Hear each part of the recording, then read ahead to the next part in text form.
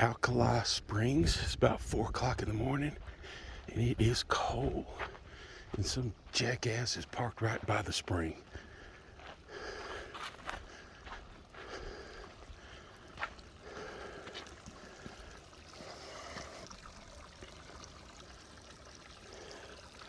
Let's see.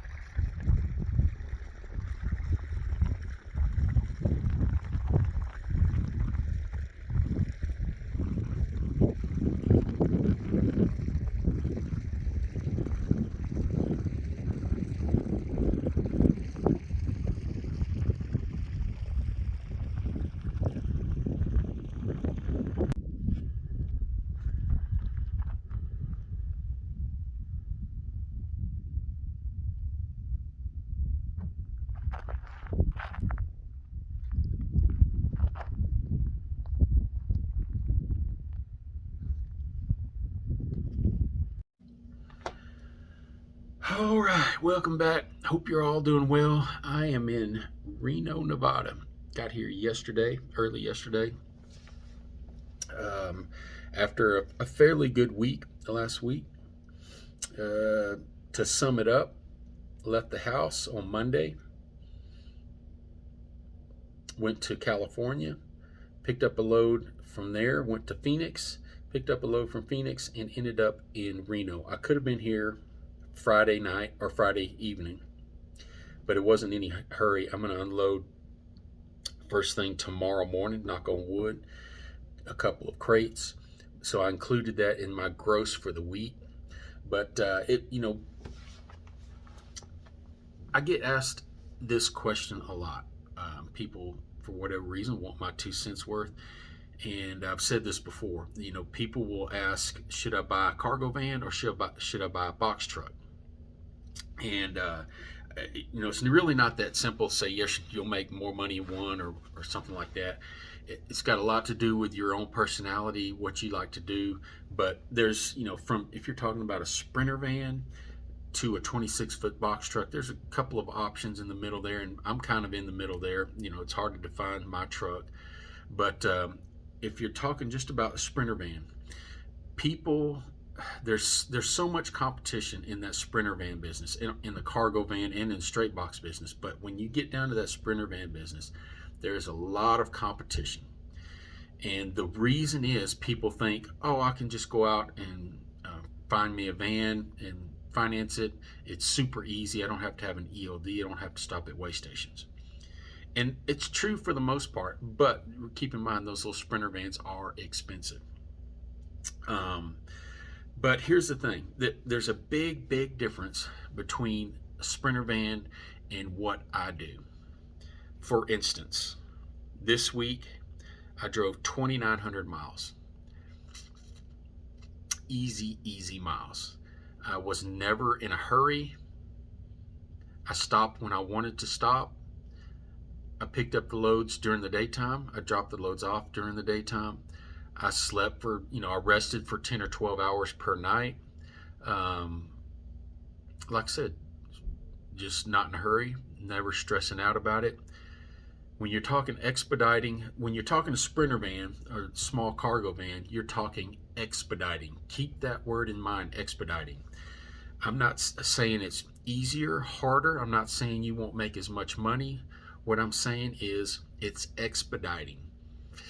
Most of the things that you pick up, if you're getting a decent rate on it, you're probably picking it up in the evening and you're probably driving all night to get somewhere to have it there first thing in the morning because it's expediting. People need it there quick. They're going to pay a premium rate. You're not going to be doing what I do for the most part. I like to sightsee. I like to go where I want to go, and I just like to take it easy. That's not expediting. So if you're thinking about expediting, get that out of your mind. be prepared to do what it takes to get that freight where it's going. And that may mean driving all night. That may mean driving 20 hours a day, sleeping for a few hours, and then driving 10 more hours the next day. It's demanding. So that's the number one thing I tell people when they ask me, should I get a Sprinter van or should I go ahead and get a box truck? The next thing I'll bring up is the price. Well, let's talk about the gross. In a box truck, if you have a 26-foot box truck with a lift gate, you can gross a lot more money than you can in what I'm doing or a Sprinter van. It's just easier to gross a lot more money, but you have to think about a few things. You're going to be spending a lot more on fuel. You're going to be spending a lot more on maintenance. So it may turn out that you make a lot more doing a straight box truck, but it may turn out that you don't like the stress of worrying about that truck breaking down and all those things that go with it. So it's just a multitude of things to think about, and those are just a few things. So back to where I'm at. So I ended up in Reno, and on the way up here, like I said, I wasn't in any hurry, and I like to stop, smell the roses sometimes, de-stress. So on the way up here, this place I passed quite a bit out in just the middle of nowhere called Alkali Hot Springs.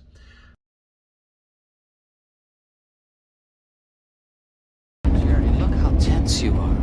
You need to take a soak. I passed by this place so many times and I wanted to turn down here, but lots of times I was in a big truck or in a Hotshot with a 40-foot trailer, but this time I tried it and came down here, and it's pretty amazing. It's nothing special, but it's got two springs.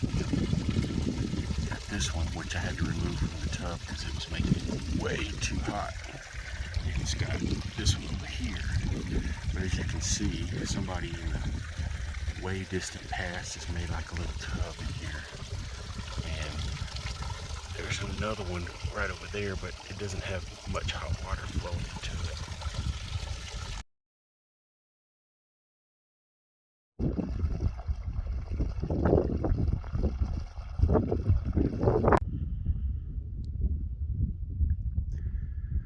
If you're adventurous, I'd recommend just stopping in there one time, just say you did it.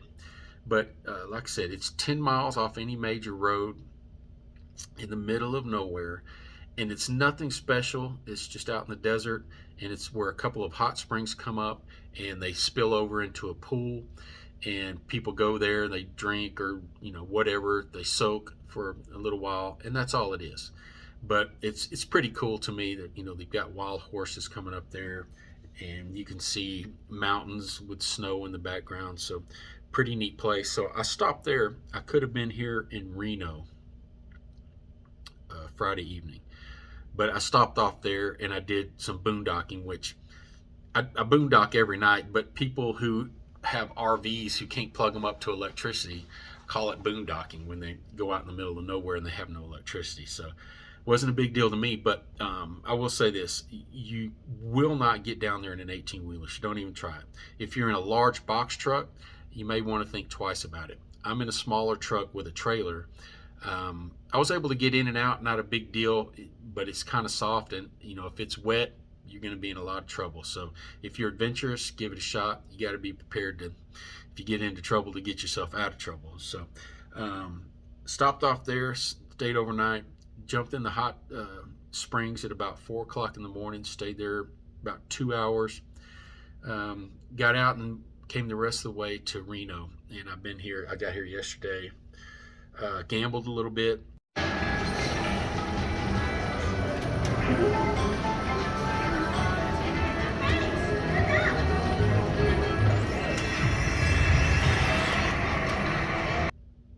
Walked around a lot, and today I plan on there's a Ruth's Chris Steakhouse in the casino next door, so I'm going to go over there, give me a good steak, and maybe watch the Super Bowl at one of these little parties they're having. And that's going to be about it. Come back to the room and de-stress. that's the luxury of doing what I'm doing, the way I do it, I guess. I don't I don't spend a lot. When I tell people I'm going to the casino, I think they're thinking, oh my God, he's spending everything he's making. But the reason I come to the casinos is because I have a rewards card, and if you gamble a little bit, eat at the restaurant, then they give you rewards like free hotel rooms. Lots of the casinos give you free money to play with, 30 or 40 bucks, if you come there during the week, sometimes a free buffet. So it literally pays for itself. Sometimes it pays me to come to a casino. I don't have to spend my money running my generator or my truck at night. And I can come in here, take a shower, and, you know, sometimes get a free meal. So that's what I like doing. I sit there on the slots for a couple of hours and just take my brain out of gear, and it relieves a little stress. So for the week, let's talk about numbers. $4,400 gross this week on 2,900 miles, and that comes out to be about $1.50 per mile, all miles, loaded and deadhead miles. Excuse me. I still haven't been paid. I had a truck order not used last week. They're requesting that from the shipper, so I don't know what that's going to be. I didn't add it in the gross, but $1.50 a mile for all miles. I'm sitting here in Reno. I'm done. I got to go unload, which is about 3 miles from here, so I did include that in that gross. And the happiness factor. If I did my math right, it comes out to be about 52, or not 52. It comes out to be about $82 an hour. I used about 50 hours off my clock. I think it was 52 hours, something like that. So the happiness factor is pretty good compared to last week. It's higher than last week. I'm just like everybody else. This past 6 or 7 months has been rough. If you're looking at these people on the forum, there are a lot of people who are really struggling. People who went out and bought new trucks. People who jumped into the business at the worst time you could possibly jump into it. And anytime in the past 5 or 6 months, it's been bad, especially if you got into it 5 or 6 months ago when truck prices were still outrageous, and then you're trying to drive for these cut rate rates. You're struggling. But I also see a lot of these YouTube truckers, I'll call them YouTube truckers. 6 or 7 months ago, they were bragging, telling everybody they were making $8 a mile and how good they were doing. They were driving a nice new W900, getting all the views on YouTube. And I was warning everybody. I was like, they're probably not telling you the truth. It's entertainment for YouTube clicks. And now I see several of them. A couple of them aren't even driving a truck anymore. Another one, he's taking a whole different job, but they're still trying to get those YouTube clicks. But that's the problem with YouTube truckers. They put up those big numbers. They tell you, I made $10 a mile. Just watch my channel. I'll show you how. Don't fall for it. If it's too good to be true, it probably is.